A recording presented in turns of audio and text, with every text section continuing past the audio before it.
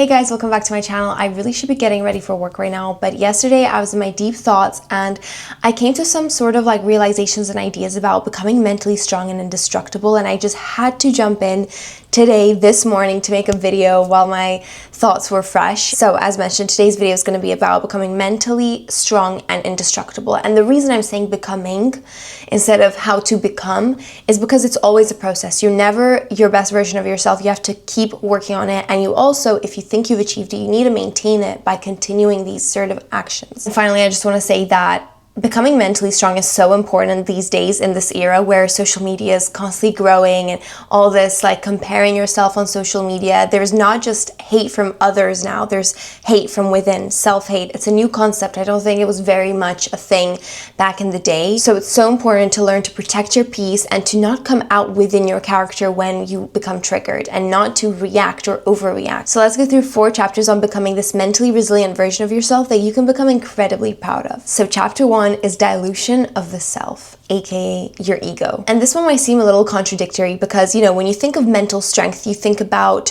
focusing on this inner being, making it more powerful, stronger, right? More visible to you. However, removing the ego is in fact the foundation of true mental strength. Ego is fragile. We all know male ego, right?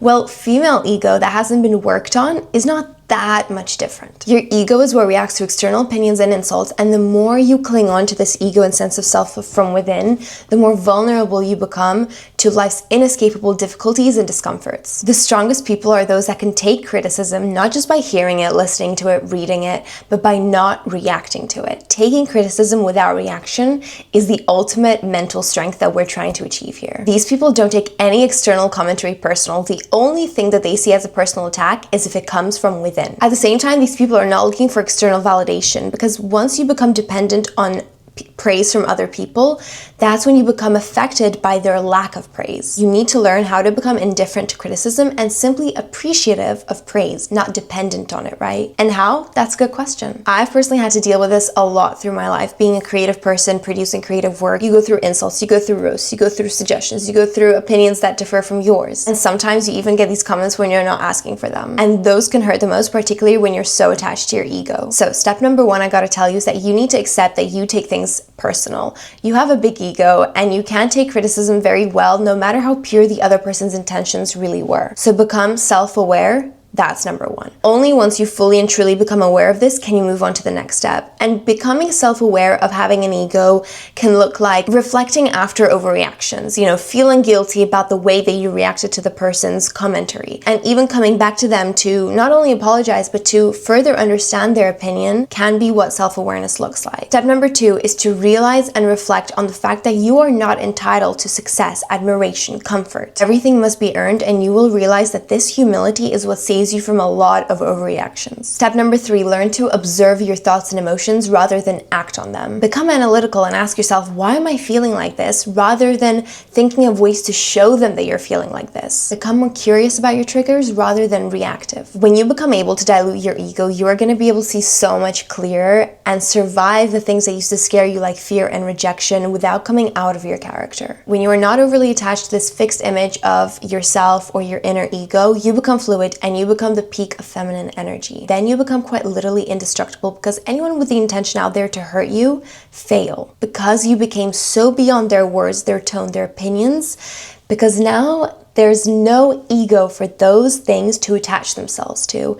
They just pass through you. And chapter number 2, as ironic as it sounds, is self-prioritization. So while ego has to be removed, self-respect must be applied. And this chapter is where you learn to prioritize yourself, which is particularly important for my people pleasers out there. Being mentally strong requires an incredibly loyal commitment to yourself. And although committing to yourself can mean doing nice things for others, pay attention to those times that you sacrifice your well-being, your happiness, your comfort, to the people who never return the favor. And in no means does this mean becoming selfish or disregarding others, but just finally starting to value your time the same way others value their own. Make sure you see your own needs before meeting the needs of others. You cannot pour into another cup when your own cup is empty. Fill your cup first. And finally, normalize saying no without an explanation. Not every scenario needs an excuse, an explanation, a reason, you know, and at least wait until you're asked for one.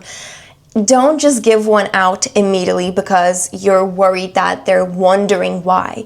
Let them wonder, but once they ask you, only then consider actually explaining yourself. Chapter 3 is about exposure. Expose yourself. Until you're exposed to criticism, this can be in the form of bullying, judgment, negative feedback, over and over and over again by colleagues, relatives, friends, you won't truly understand what it is to become mentally strong. I definitely learned this the hard way by having 7 jobs in my life so far, some full-time, some part-time, but you're gonna learn that you're not gonna be able to make people 100% happy 100% of the time. And it's a really hard pill to swallow, particularly for people pleasers like me and you. But once you get over that, once you start seeing criticism as your next set of instructions over a personal attack, is when you feel the biggest relief and removal of weight off your shoulders. To be honest with you, mental strength is not just about becoming this resilient and untouchable version of yourself. It is also to be able to prevent yourself from ever getting to the point of needing to become resilient and untouchable. But being constantly exposed to challenges is crucial for resilience. The reason so many people today struggle with mental fragility is because they have been shielded from this for way too long.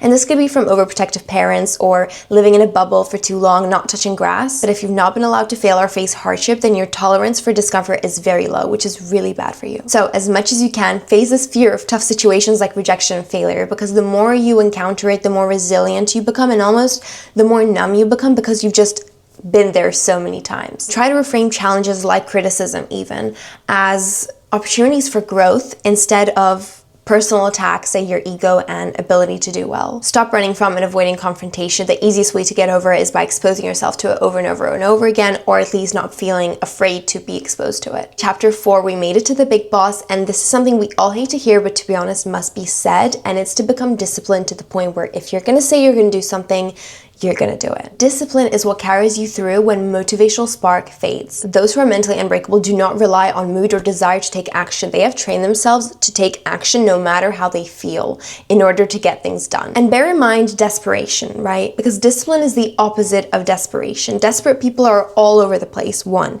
2, they really want it one day and then they don't want it anymore the next day because they gave up, because it didn't happen for them. And then again, 3 days later, they want it so bad again. Desperation is the opposite of a strong mentality. Because although desperation wants to help you start, it is not desperation that gets you your dream body when you're desperate for one. It is discipline. Discipline is pushing through those last steps of the gym when your body wants to quit. It is working on your goals when distractions are so tempting. And the best way to cultivate discipline is through structured habits. Make certain actions non-negotiable. Wake up at the same time every morning. Stick to a workout routine. Maintain a consistent work ethic. And help yourself. Help your discipline. For example, if you want to stick to a certain diet and you're finding it really hard, only have your fridge filled with certain groceries. Only order certain groceries, and only shop when you're not feeling hungry. Do things to help your discipline, because even discipline needs a little help sometimes. However, when you master discipline, you become unstoppable. You no longer rely on external factors to dictate your actions. You own your strength and you become fully responsible to your own fate. And that might sound scary to some, but it should only sound scary to those who haven't started working on themselves yet. Thank you guys so much for watching. I have to rush to work now. I really hope you enjoyed this video, and I just had to film it today because I felt so motivated to express these ideas, these how-tos, these steps for you. Really hope it helps some of you out, and I'll see you in my next video.